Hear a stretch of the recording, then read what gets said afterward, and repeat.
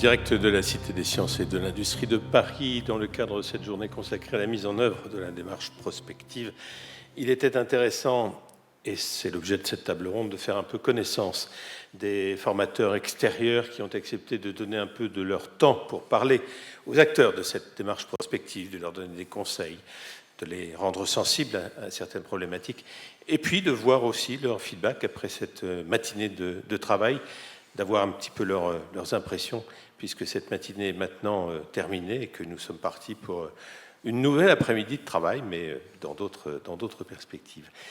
Merci donc à Charlotte Cofidis, partenaire de Co-Design-It, communicante de plusieurs grands groupes, Publicis, Suez, la Banque Postale, directrice de la com et de l'accompagnement du changement, ce qui justifie déjà votre présence, Charlotte, autour de cette table.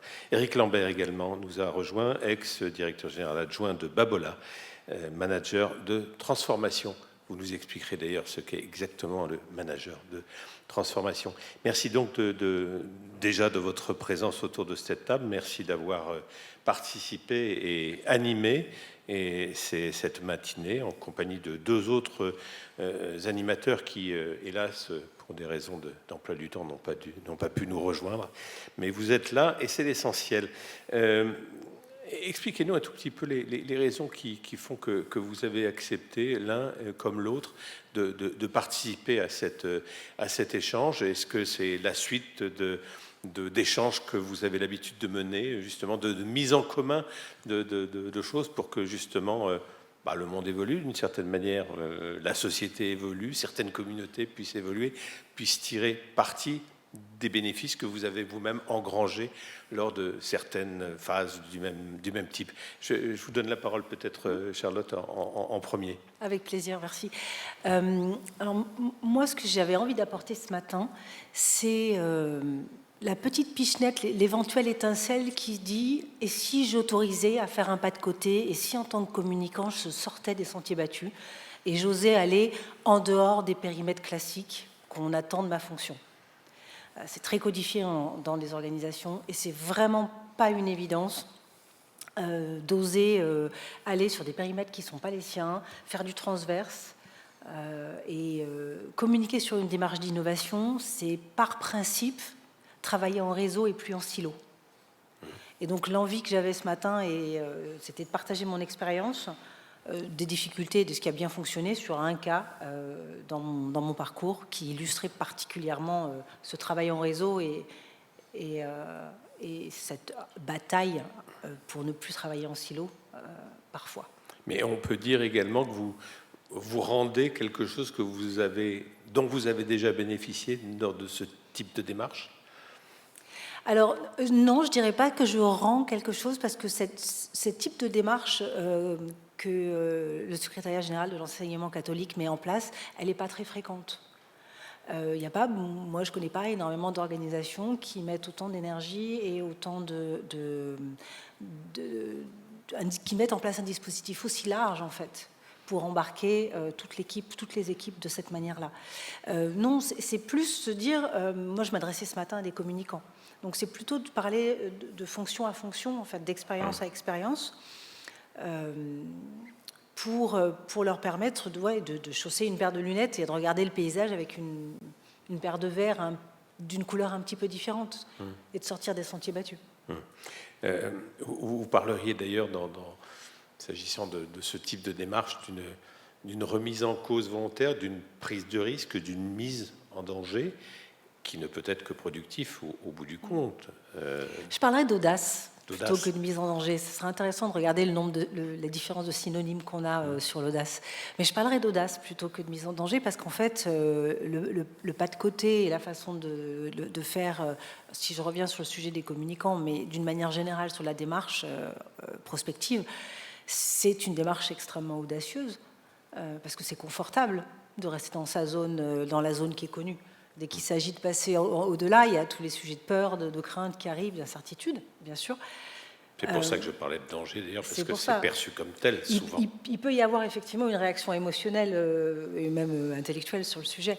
Mais je trouve que parler d'audace donne plus d'énergie, plus d'élan dans la façon d'aborder les sujets. Sans parler d'ailleurs d'une certaine résistance, d'une certaine forme de conservatisme qui peut apparaître. Tout à fait. et contre lesquels ce genre de manifestation est faite. On pourrait même dire que ça pourrait s'appeler des habitudes.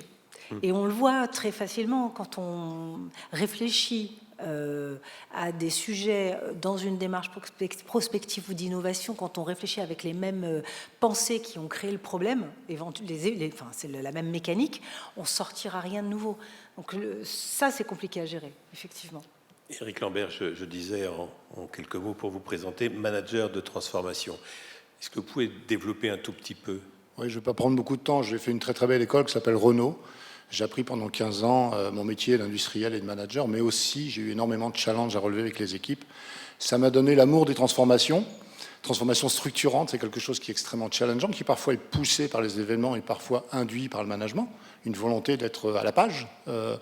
Et c'est une condition de survie aujourd'hui. Donc j'en fais pas du tout quelque chose de spécial. Les entreprises aujourd'hui qui réussissent, les entreprises qui avancent, les entreprises qui peuvent se prendre un vent de travers de temps en temps. Le Covid en est un, l'invasion de l'Ukraine en est un autre, etc. Des événements qui font que tout à coup quelque chose change, le paradigme change, on éteint la lumière. Celles qui survivent sont agiles et celles qui survivent font de l'innovation depuis longtemps. Donc moi, je voulais parler de la prose de M. Jourdain en essayant d'expliquer ce matin finalement que ce qui est expliqué, ce qui est montré, ce qui est déduit, très méthodique, mais c'est surtout dans les gènes, dans les modes de fonctionnement quotidien d'une grande partie des entreprises de l'industrie. Vous diriez, comme Charlotte, que c'est finalement quelque chose de pas très habituel? Ça reste quelque chose de pas très habituel parce que innover, c'est challenger les modèles. À partir du moment où vous êtes dans un confort, et tout le monde aime le confort, on a l'habitude, on connaît, donc finalement, innover, c'est déjà impossible. Parce que c'est impossible selon les modèles qu'on connaît. Et donc finalement, c'est plutôt induire un nouvel état d'esprit, qui est de dire, mais finalement, il y a une partie dans laquelle il faut qu'on continue, qu'on progresse et qu'on continue, et qu'on essaie d'être meilleur sur ce qu'on fait. Mais essayons de voir si on peut faire les choses soit différemment, soit différentes, soit les deux. Et gardons cet équilibre entre l'exploration et l'exploitation, si on prend les termes qui ont été enseignés ce matin ou partagés. L'exploitation, c'est bien, on progresse, on est meilleur, mais on est dans le confort, une forme de confort. Je continue à faire de la même manière en mieux. L'exploration, je vais tenter quelque chose, je ne sais vraiment pas où je vais aller ou comment je vais m'en sortir. C'est pas une prise de risque pour moi, c'est un exercice qui doit rester l'exercice de tout le monde. Et si on analyse bien, parce que finalement on met beaucoup de choses derrière les mots, on fait de l'exploration et de l'exploitation tous les jours sur tous les sujets. Il y a toujours une partie de continuité et toujours une partie d'inconnu. Cette partie d'inconnu, faisons-la avec les bonnes méthodes dans les industries, faisons-la dans toutes les organisations. Et ce matin, je pense que ça a été le sujet principal, c'est explorer, se tromper, fait partie du processus. Apprenons, prenons plus de risques, mais mesurons-le, sécurisons, prenons des choses, faisons de l'apprentissage, et petit à petit, prenons des risques au moment où on est à peu près sûr. Mais il y a toujours cette difficulté de l'équilibre entre la prise de risque et l'indécision. Et quelque part, une entreprise qui ne décide pas et qui ne prend pas de risque, une entreprise qui n'avance pas, une entreprise qui prend un minimum de risque mais mesuré, c'est une entreprise qui arrive à progresser, à exister. Mais on pourrait dire aussi qu'on n'a pas le choix. Si on veut s'adapter à l'évolution d'une société, on est obligé de s'adapter. Sans faire pompeusement du darwinisme, c'est la théorie de l'évolution. Oui, c'est ça. Simplement, moi, quand je fais partie d'une organisation, j'ai toujours envie que ce soit la mienne qui gagne. Donc, j'essaye d'anticiper à minima. Et pour éviter le darwinisme, j'ai pas envie d'être le maillon faible ou l'être inférieur. Et donc, quelque part, en tant qu'organisation, en tant qu'industrie, en tant qu'entreprise, c'est l'anticipation qui va être clé. Et il y a deux formes d'anticipation. J'anticipe le fait que je vais pouvoir être meilleur que les autres en étant différent, et ça, c'est de l'innovation.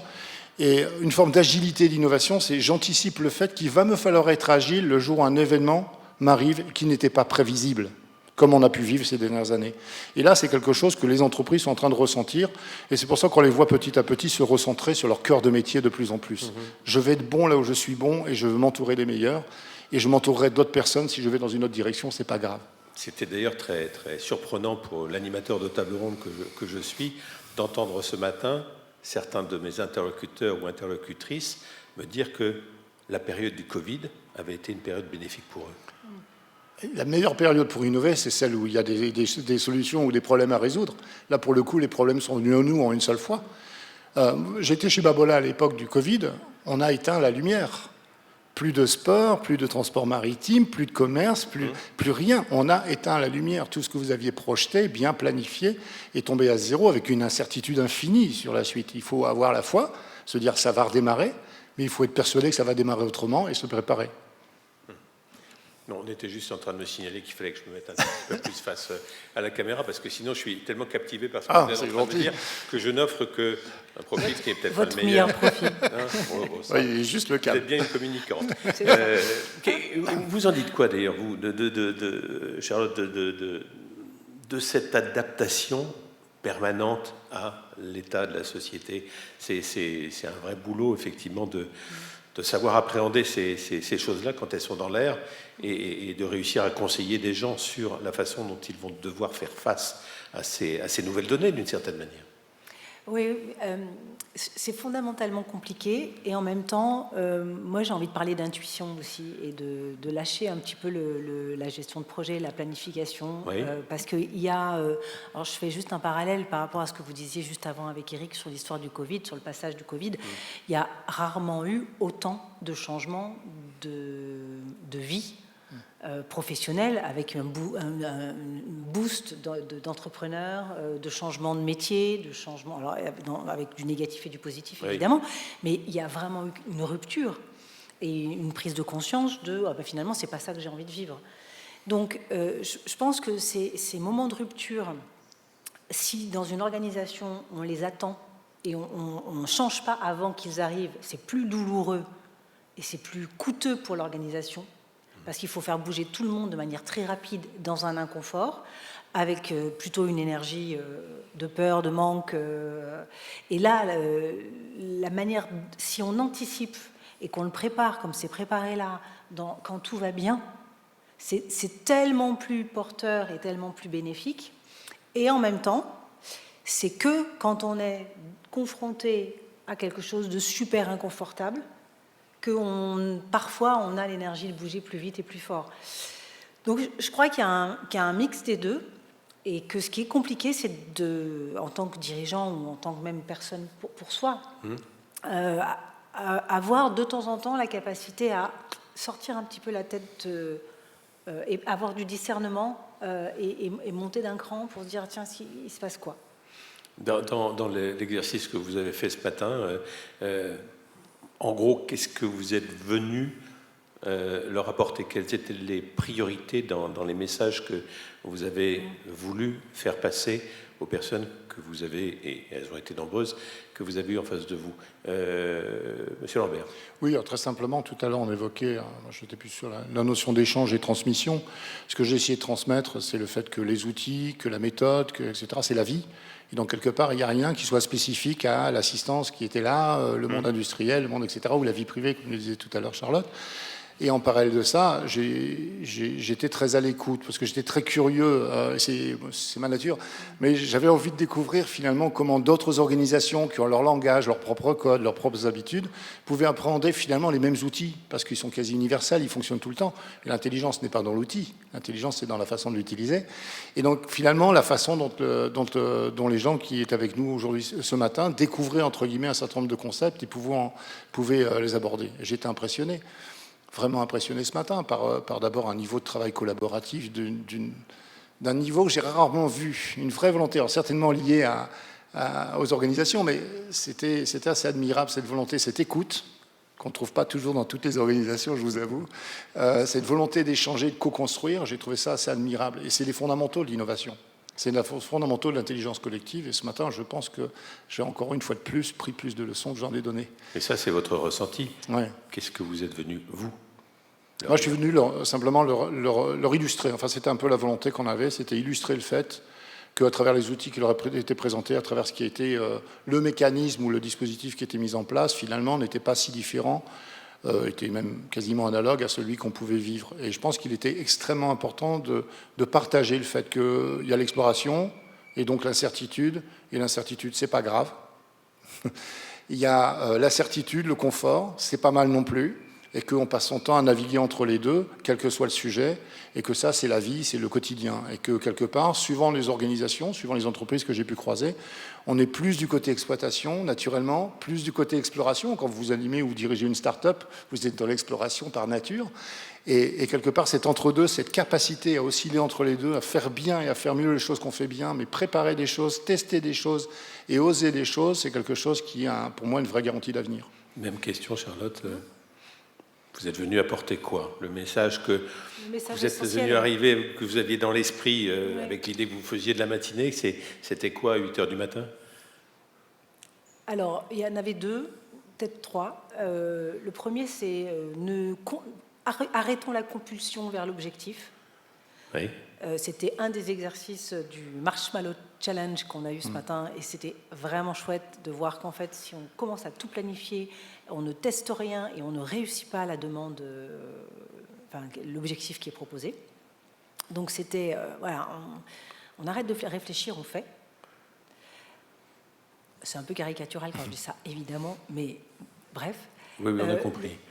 Le deuxième, c'était communiquer, c'est pas informer. C'est informer plus créer du lien. Donc à partir de ce moment-là, le rôle de la communication, autorisez-vous à sortir des sentiers battus, à sortir de votre périmètre pour, surtout sur une démarche d'innovation, communiquer sur le chemin et pas sur le résultat. Donc c'était voilà, les deux-trois messages clés.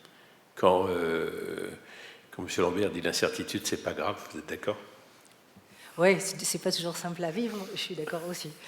Mais bien sûr, enfin, c'est surtout pas grave quand on est conscient que c'est un des ingrédients de l'audace, d'une ouverture vers quelque chose de différent, de nouveau, de divers.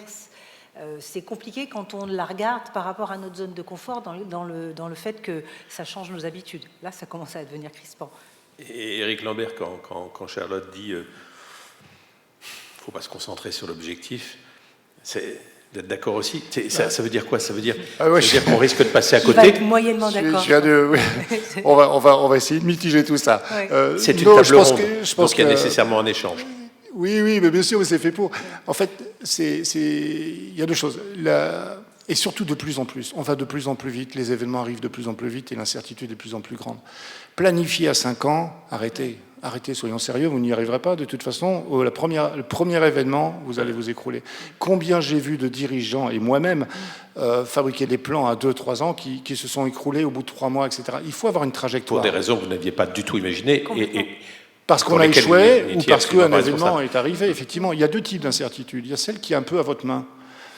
Celles sur lesquelles vous pouvez diminuer l'incertitude. C'est le principe de l'exploration. Je vais tester des choses, je vais voir si ça marche, etc. Et à un moment, on prend le risque, juste le risque minimum pour lancer le produit, puisque ça n'existe pas sans risque. Puis il y a l'autre incertitude, c'est celle qui va vous tomber dessus, qui était de toute façon imprévisible, immanageable. Et il y a deux façons de les gérer. La première, c'est de trouver ce bon arbitrage entre l'incertitude et l'excès de confiance, et trouver effectivement, je ne décide jamais parce que tout est incertain, ou je décide trop tôt et je prends trop de risques. Et ça, c'est le boulot du manager, c'est le boulot du dirigeant, c'est le boulot de celui qui prend les décisions. Puis il y a le deuxième, qui est aussi le boulot du manager, du dirigeant de l'entreprise, c'est des choses vont me tomber dessus, je ne sais pas ce qui va arriver, et je dois faire en sorte que mon entreprise soit résiliente, compliante. On doit être plus roseau que chêne dans les organisations. Moi, je dis plus souvent, on doit être plus flottille que paquebot. On doit plutôt fonctionner en réseau, on doit plutôt fonctionner dans une logique où on est concentré sur notre objectif avec beaucoup de partenaires. Et là, un peu comme les bancs de poissons, on peut se déplacer et on peut pivoter. On va dire ça comme ça, s'il y a une surprise. Si vous êtes un paquebot, l'histoire montrera qu'un iceberg à 500 mètres, on a du mal à l'éviter. Donc soyons plus agiles, et ça, c'est la deuxième obligation du dirigeant et de tout le monde, de toute façon, c'est de créer des organisations qui soient encore mobiles. Et le focus sur l'objectif, je le maintiens parce qu'il faut l'avoir. La planification, je suis entièrement d'accord avec Charlotte. Oui, j'avais envie de réagir à ce que tu disais, Eric. C'est il y a un très grand nombre d'entreprises, alors surtout sur les 20 dernières années, parce que c'est quand même en train de changer, qui ont raté leur transformation parce qu'elles n'ont pas investi sur le comment, sur le chemin à prendre. Oui. C'était le dirigeant, on va là, c'est le cap, il n'y a qu'à faire. C'est pareil, je fais des grosses masses, mais tout le travail autour de la manière de fonctionner, de la manière de travailler ensemble, de l'identification de ce qui se passe sur le terrain, c'était déconnecté. Donc la compulsion vers l'objectif, elle est d'autant plus risquée s'il y a une déconnexion entre ce que vivent les salariés, les collaborateurs, avec leurs clients directs ou indirects, et la direction. Donc là, c'est pour ça que je parle du chemin, c'est qu'en fait, le comment a tellement d'importance Parce que, comme dit Eric, l'objectif est hyper variable. La trajectoire, c'est pas pareil. Moi, je fais une grosse différence entre la notion du cap et la notion d'objectif. Eric nous a donné tout à l'heure son ressenti après la matinée. Quel a été le vôtre? Les personnes que vous avez vues en face de vous, vous avez senti sensibles à certains thèmes plus qu'à d'autres, plus réticents dans certains cas, ouverts à beaucoup de choses? Moi, j'ai senti beaucoup d'ouverture, beaucoup d'écoute, beaucoup de curiosité. C'est complexe. Les apports théoriques qu'on peut faire parfois entre l'exploration et l'exploitation, c'est pas toujours très simple. Mais l'introduction aussi a aidé en plénière à poser des bases. L'intention de cette journée, c'est une sensibilisation. Et donc, je pense qu'on est dans la bonne tonalité. Et j'ai pris beaucoup de plaisir, moi, à être avec les équipes ce matin, parce qu'il y a il y a de la bienveillance, il y a de la bonne humeur, il y a, comme je disais, il y a de l'écoute et il y a de la participation. La question est un peu peut-être sensible et vous n'êtes pas obligé d'y répondre, mais est-ce que la dimension catholique, c'est quelque chose qui joue, qui transparaît quand vous avez affaire à des groupes comme ceux que vous avez, entre guillemets, gérés ce matin? Je pourrais pas vous dire ça. J'ai pas l'impression que c'est la dimension catholique qui ressort au sens de la religion. Moi, ce que je peux voir parce que j'ai déjà accompagné sur 2 journées dans la démarche préalable, et je vois l'implication des équipes. Oui. J'ai l'impression qu'il y a des valeurs. Alors, est-ce que ce sont des valeurs qui sont des valeurs de l'entreprise ou des valeurs C'est marrant, vous parlez catholiques? d'entreprise d'ailleurs. Oui, mais c'est pour ça. Oui. Mais oui, mais il y a quelque chose de l'ordre de l'entreprise aussi pour moi dans ma Oui, sphère. oui, je comprends et donc, bien. je fais la part des choses. Je ne les connais pas assez Oui. pour savoir quelle est la distinction entre la culture d'entreprise et l'essence catholique, l'identité catholique qu'ils ont. Éric Lambert, sur ce point. Je serais allé aussi sur les valeurs de la même manière, parce que de toute façon, on n'a pas parlé religion du tout. Par contre, il y a un état d'esprit qui est assez formidable, qui est très, très décalé par rapport à ce que j'avais vécu. Moi, j'ai eu la chance d'animer d'autres sessions, y compris dans des environnements, je dirais, non catholiques. Donc, je ne sais pas faire la comparaison, mais très clairement, beaucoup de bienveillance, beaucoup d'écoute, beaucoup d'attention. Il y a beaucoup d'élèves qui auraient aimé être là, juste pour voir leurs enseignants montrer l'exemple de ce que c'est que travailler avec bienveillance, avec écoute et ensemble.